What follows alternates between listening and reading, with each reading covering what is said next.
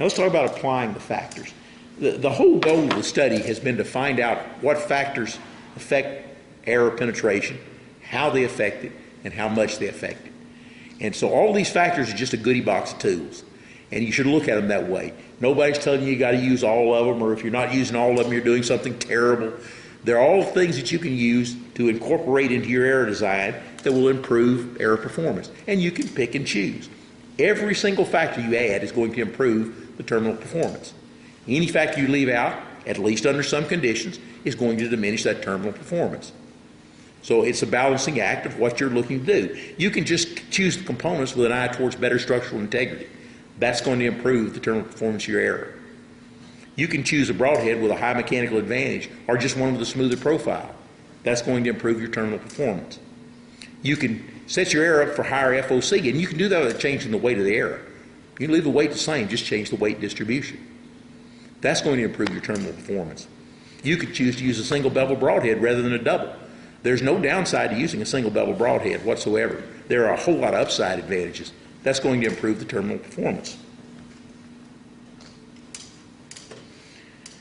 Now, let's talk for just a minute about broadhead sharpness and its importance. This is what's called the clotting cascade, and sometimes known as the hemorrhaging cascade. And it's the physiologic process the body uses to seal off a bleeding blood vessel.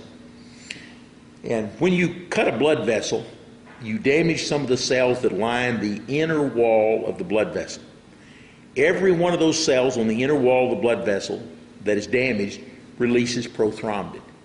The prothrombin is a protein that will convert into the enzyme thrombin when it reacts with the blood plasma. Now, the thrombin is going to act as a catalyst to get fibrinogen to convert into fibrin. And the fibrin is going to attach to little rough ends of tissue at the cut blood vessel. The important thing to realize is that we can greatly influence this by the type of edge bevel you have on your broadhead. If you use the thinnest, smoothest, sharpest edge you can possibly get, when you cut that vessel, you're damaging fewer of the cells lining the blood vessel.